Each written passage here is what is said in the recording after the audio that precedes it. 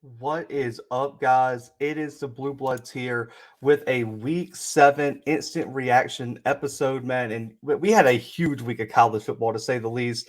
The craziness continued with upsets. Top teams either proved themselves, fell back to the pack. And we have so much to talk about on this episode. So, as always, if you're new, hit that subscribe button. Go ahead and like the video, man. I promise y'all ain't getting college football content like this anywhere else on YouTube. But we got to start with the huge upset of the week. Purdue, the Boilermakers, pull off the huge upset over number 2 Iowa in Kinnick Stadium on the road, 24-7 domination. Honestly, I mean, I'm so impressed with the Boilermakers, man. And the Hawkeyes came in as the number 2 team in the country, and everyone just seemed to kind of overlook this game. They were like, okay, Iowa gets a nice break after beating Penn State. But Jeff Brom and the Boilermakers put on an absolute clinic this weekend, and they exposed every weakness that everyone's just kind of been ignoring for the Hawkeyes this weekend for a huge win. And I want to say this isn't just a fluke, not for Purdue and or Jeff Brom. Brom's now 4-1 against the Hawkeyes. 2 of those wins in Iowa City, and this is Purdue's 13th win against a team that was ranked top 2 in the AP poll, and it's the second time it's happened under Brom. Last time was that huge Ohio State win, at home with the country watching.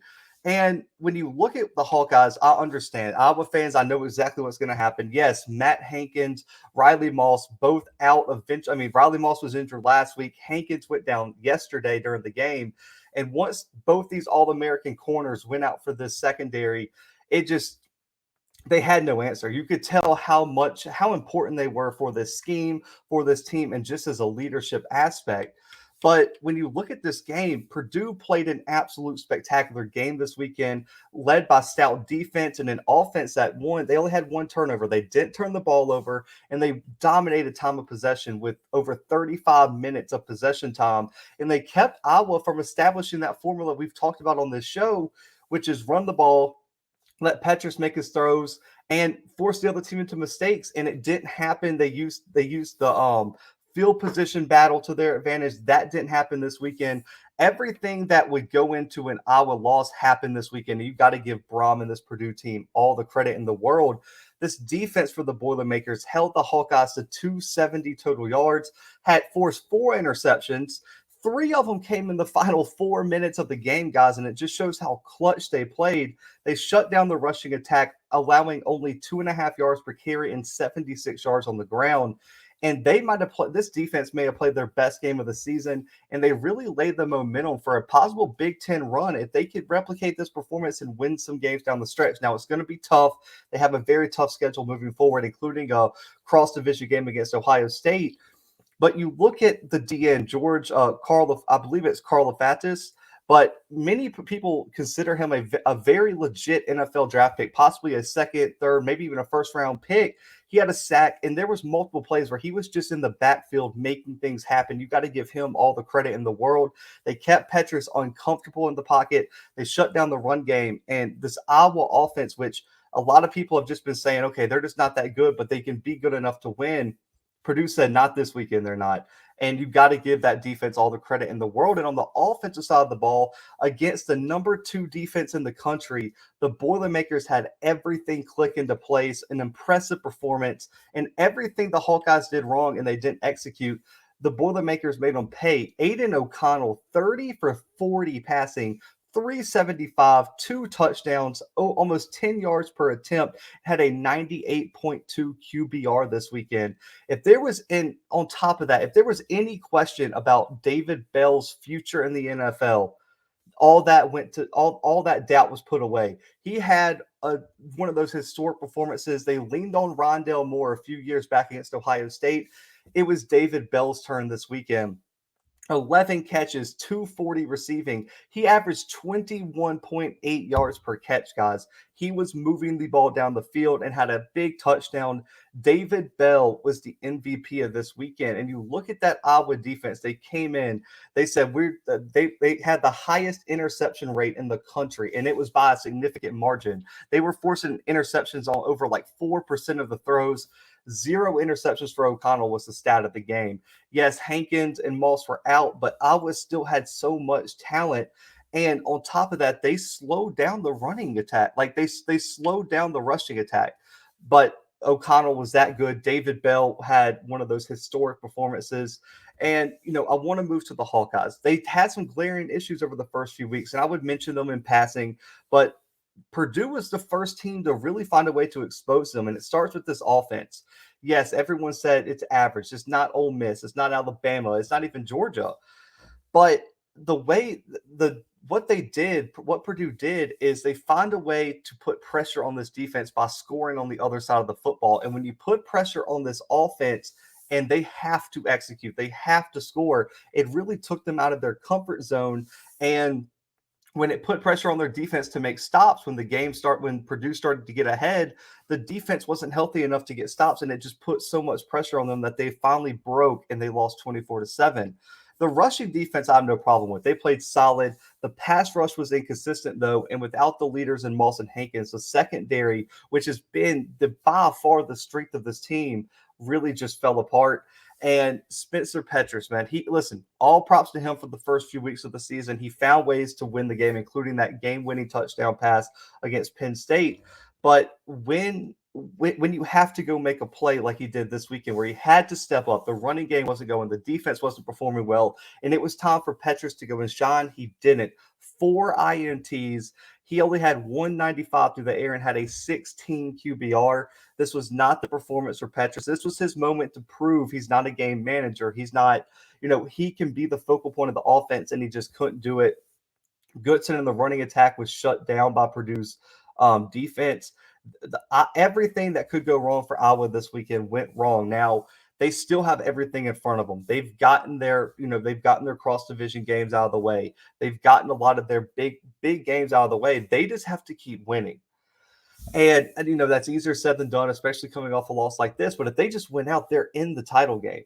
And, you look at what they have coming up. Listen, they get a bye week next week. Huge for this team to get healthy with Hankins and Moss and some of the other players banged up, and also just to recover from a shocking loss like this at home. They get 2 weeks to prepare for Wisconsin, which is going to be an interesting game. Iowa should be the favorite going into this one. If they win that game, everything's forgotten. The Big Ten is still wide open for them, and they should still find themselves in the top 10, I'm imagining, as the polls are released later today. But then the Boilermakers, they get a big shot at Wisconsin next weekend.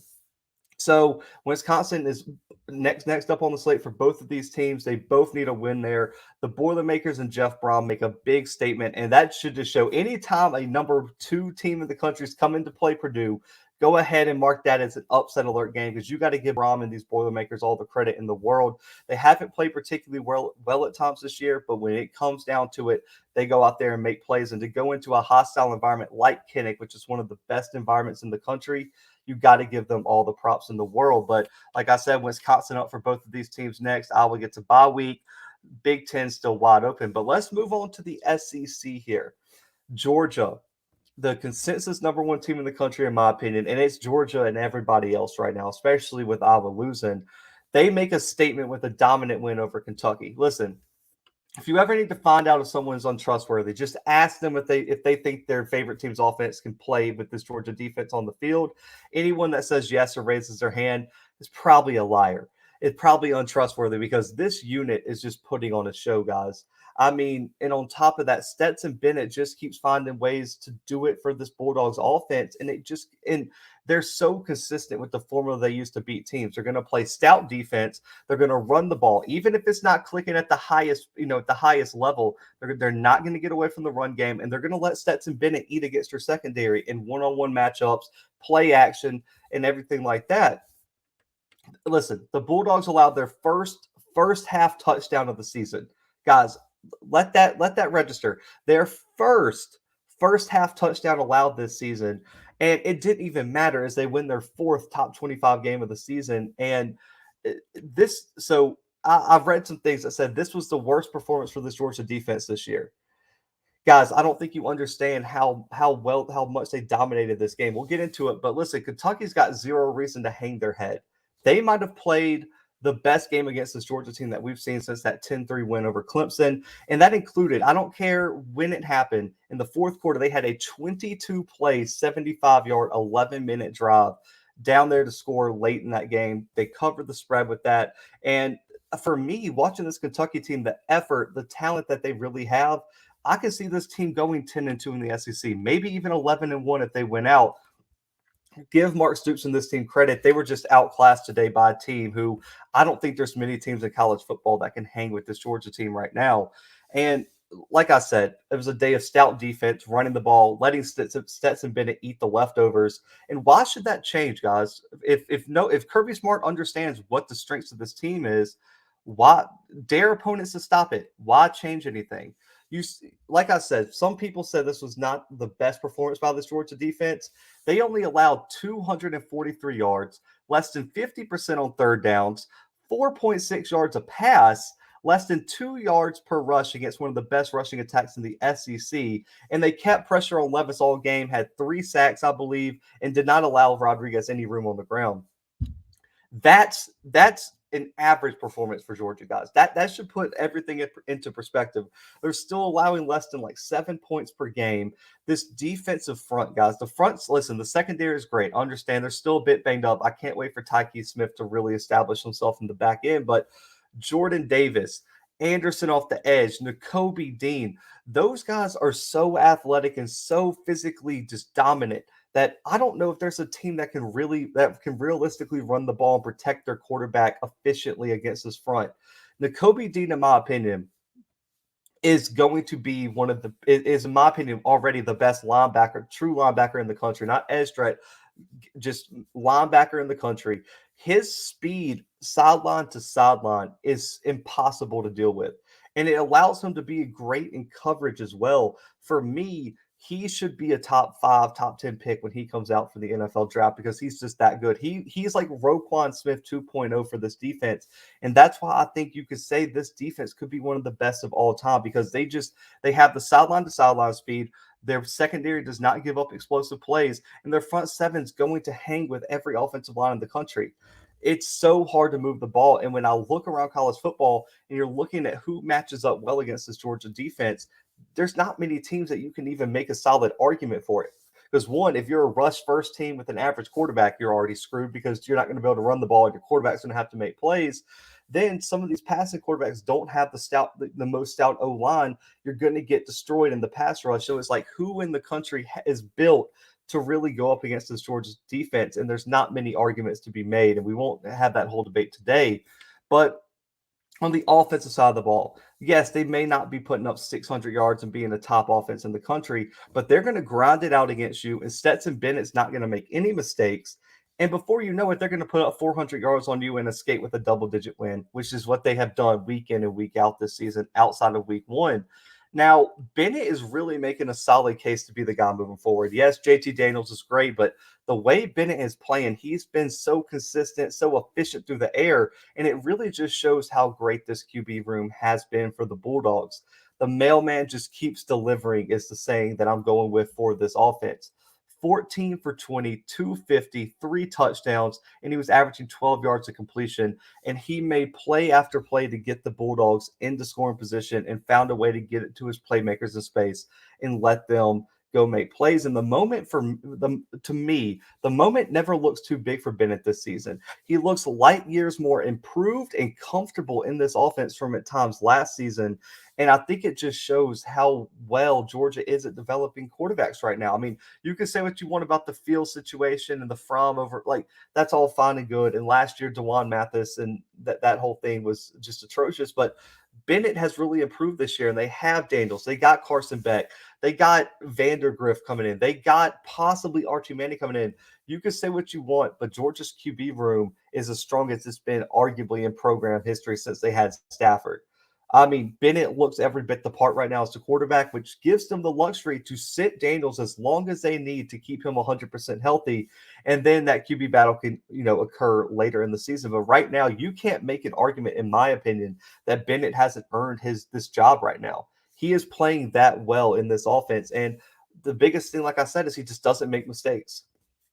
does not turn the ball over, and that's the one thing for Georgia with that defense you can't do.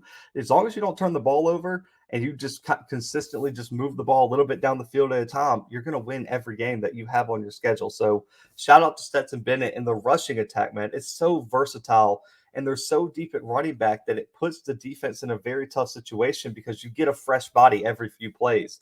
Cook, White, Milton, they're such a three-headed monster. And then McIntosh, when he's healthy, these guys are a legit problem. And they rushed for over 166 this weekend against a very good front seven for Kentucky.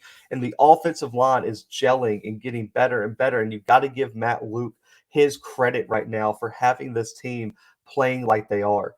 And on the Kentucky side of things, the Wildcats did what they could. But like I said in our preview, if the rushing attack isn't there, there's nothing you could do. But no turnovers this weekend was solid. Levis played a solid game, in my opinion. And right now, I think you can make a strong argument. Kentucky's the third best team in the SEC behind Alabama and Georgia right now. And I think a New Year's Six Bowl is still in the picture for the Wildcats. You look at Levis, 2 touchdowns, almost 200 yards, no turnovers, and that's without some of his best wide receivers. You look at Ali missing. You look at Wandale Robinson being really the only true threat on the outside. He had like 12 catches this weekend. The overall the matchup here was not great with the Bulldogs for the Wildcats. You could tell the effort was there. You could tell the talent Mark Stoops is bringing into this program was there, but they have a long way to go to match what the Bulldogs have on the field. So for me, Kentucky played a solid game. It's just you could tell Georgia from the first snap was the better overall team. Now, the Bulldogs get a much needed bye week to get healthy before they face one of their biggest rivals in Florida down in Jacksonville and, the world's biggest cocktail party or whatever they're calling it now. And then the Wildcats also have a bye week before they take a road trip down to Starkville to face Mississippi State. The SEC is going to be absolutely fun to watch, but it's kind of clear right now, especially in the East, Georgia's taking the huge lead now, and they probably almost have sealed this East race unless something just dramatic happens later in the season. Now, the other game we got to get to, man. Oklahoma State, number 12 in the country, really makes a statement in the Big 12 with a 14-point comeback win over number 25 Texas. They scored 16 unanswered in the fourth quarter to beat the Longhorns this weekend. And man, it was something to really see. But this is becoming a narrative for Texas, man. This is the second straight week Texas has blown the lead. Last week, 21 points to Oklahoma, 14 points this week to a Oklahoma State team that many people had Texas the favorite to beat, even though they were undefeated. Now, it's weird to me because Texas, with the rushing attack that they have, you figure they could close out games because they can just rob Bijan Robinson down the stretch. He gets 8 carries in the second half, guys. Make that make sense to me. When you have arguably the best running back in the country, you've got the lead, you have all the momentum, you take it out of your best playmaker's hands and give it to Casey Thompson. I can't see that working for Texas throughout this Big 12 schedule. But let's move to Oklahoma State, man. It all started with Spencer Sanders making the plays when he needed to, but also this is a kid I've named in the few previews we've done for Oklahoma State. It's Utah State transfer Jaylen Warren. He had his best performance of the season, 33 carries, 193 yards this weekend. And for me, he's really establishing himself as one of the better running backs in the Big 12 and maybe even the country at 5'8", 215. He might not be the most physically demanding running back, but he just has that unique ability. When he sees a hole, man, he can hit it, and he's consistent with his rushing ability. And with all the injuries to LD Brown and some of these other running backs for Oklahoma State, finding Jaylen Warren this offseason may have been the biggest move for Gundy this offseason to get this offense going. Now, Sanders wasn't, spectacular, but he made plays when it counted. And I think that experience this weekend really showed with Sanders being, like his third year as a starting quarterback for the Cowboys. He went out there and made plays against the Texas defense that just got worn down. Yes, Damari Overshown got hurt. That was a big loss, but you got to give Oklahoma State credit for going out there and making plays. And when you look at what the potential is for Oklahoma State, they have the entire season ahead of them. If they win out, they win the Big 12. They still got Oklahoma ahead of them, and they're sitting undefeated. They got wins over Baylor and Texas, which are really the consensus top teams, left in their way, left in the Big 12 race. But they got wins over them, so they got the tiebreaker. They're looking straight for Bedlam. All they got to do is just win the games they're supposed to ahead of them, and that Bedlam game could be absolutely huge. I still want to see more from Sanders, though. I don't want to sit here and criticize him, but 19 of 32, 178. It looks better, but he did struggle. But the thing about it is like, can he turn it around? He has so much talent, and it's clear that the backup wasn't the answer. Last year when Sanders got hurt, it's clear that without him, they're not as good. And what makes him special is his athleticism with his legs, which I would like to see him use more often. But if Warren doesn't explode like this, was that stat line good enough to win this game? He didn't look comfortable for most of the game. So that's the biggest question moving forward is, can Sanders get it together for the Cowboys? And, for Texas, the defense has to do better. There is no way Oklahoma State should you know, should put up these, like, you had the advantage, in my opinion, on the offensive line and defensive line of scrimmage. You had the better lines. So for them to put up those type of rushing yards on you, for them to get pressure on Thompson, for me, Texas has to figure out what is going on here. And they're starting out so fast, they're starting out so efficient, and then something just doesn't click in the second half. So that's something Steve Sarkisian has to figure out. He has to try to find a way to get some gas in the tank of these guys down the stretch. But it was a huge comeback win for Oklahoma State. They, like I said, they got the Big 12 in front of them, and both of these teams have some big games ahead. Texas now needs Oklahoma to lose twice. Or three times now, because now they have two losses in the Big 12. They also need Oklahoma State to lose three times. It looks like Texas really and truly was going to be on the outside looking in of that Big 12 race, unless something drastic happens with Oklahoma or Oklahoma State. But let's go ahead and just say that Bedlam game is looking like one of the most important games in the country right now. But let's move on, man. We won't spend too much time on this game, and just because it was a game a lot of people overlooked, but we got to give some props to Ole Miss escaping Knoxville. But we're talking about this game because of the chaos that ensued late in the fourth quarter. Tennessee, tries to convert a fourth and like 26 or something like that, and they come up just like an inch short. I'm talking about an inch short. It's a 4th and 24 with 54 seconds left. They get probably 23 and 3/4 yard on that play. They review it. Many people thought it was a bad spot. They review it. It's upheld, and then all chaos ensued. The fans in Knoxville threw everything on the field, and it ultimately led to Lane Kiffin being hit with a golf ball. Mustard, I guess they were stealing mustard from the concession stands, throwing the mustard bottles on the field. There were cups, vape pens, everything flying onto the field. There was like a 27-minute delay in this game. The teams were all up on midfield, trying to stay away from the sidelines. They had to move all the fans up, like 30 rows up, because they wouldn't stop throwing stuff.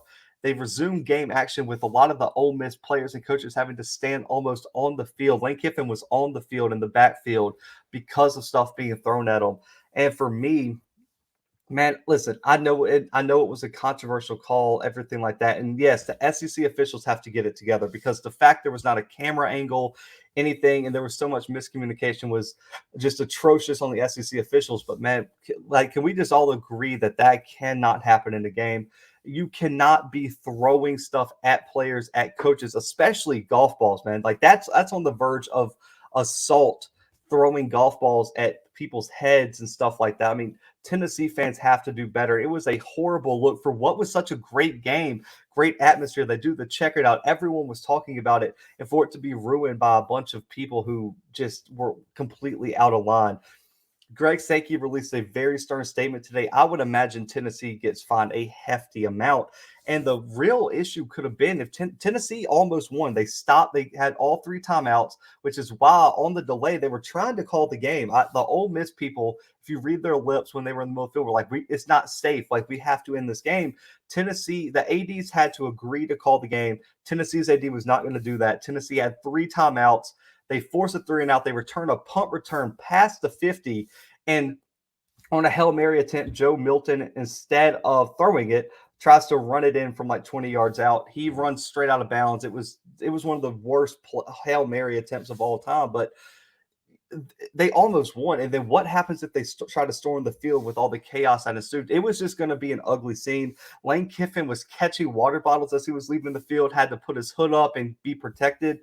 Tennessee fans should be embarrassed this weekend. I mean, it was an embarrassing thing to happen. And then after they moved them up, they stormed up against the field. They were throwing stuff during the game. Like you could tell plays were happening and stuff was still coming out of the stands. I would imagine that there's going to be some hefty fines coming into Knoxville because it was just an embarrassing performance or just an act by the Tennessee fans. I mean, there were reports of people there. Josh Pate for 247 said he posted a video. There was stuff all over the place. It was just a dumb situation by a bunch of people who were just completely out of line. But I want to talk about one player, Matt Corral, man.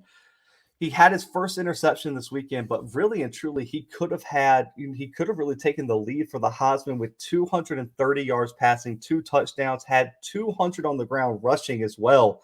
He was the sole offense for this Ole Miss team this Saturday. So really and truly, Matt Corral continues his Heisman push, which is why this game was really covered as well. As Matt Corral is really being under the radar of the top Heisman candidate at quarterback right now, even though there's a season of Rattler now being benched. And it's really him and Bryce Young and Ritter are the 3 quarterbacks that have an argument. But the way Corral's putting up stats, you got to be so impressive. And Ole Miss is really in a running for a New Year's Six Bowl.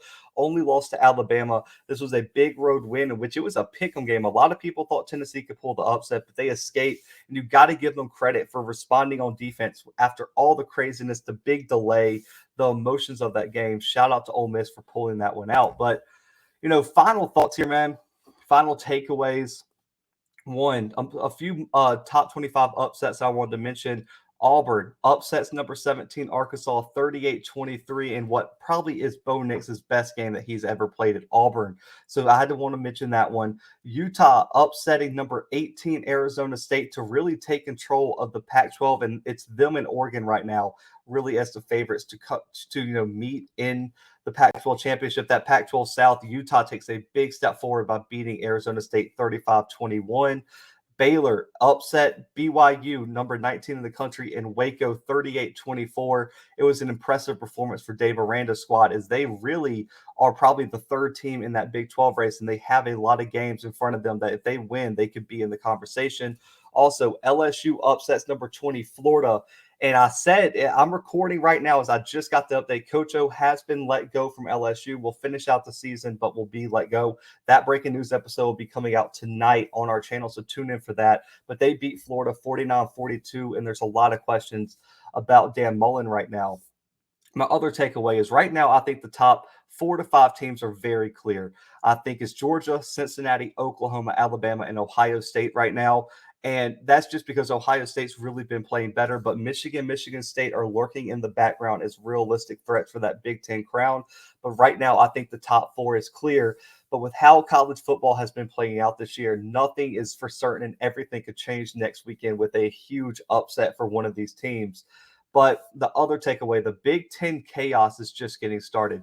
This conference is going to be the biggest storyline over the next few weeks, man. 4 top 10 teams are in the East Division, and now Iowa is tied with Minnesota and Purdue for the West Division. Who is going to survive this race and come out alive for the Big Ten?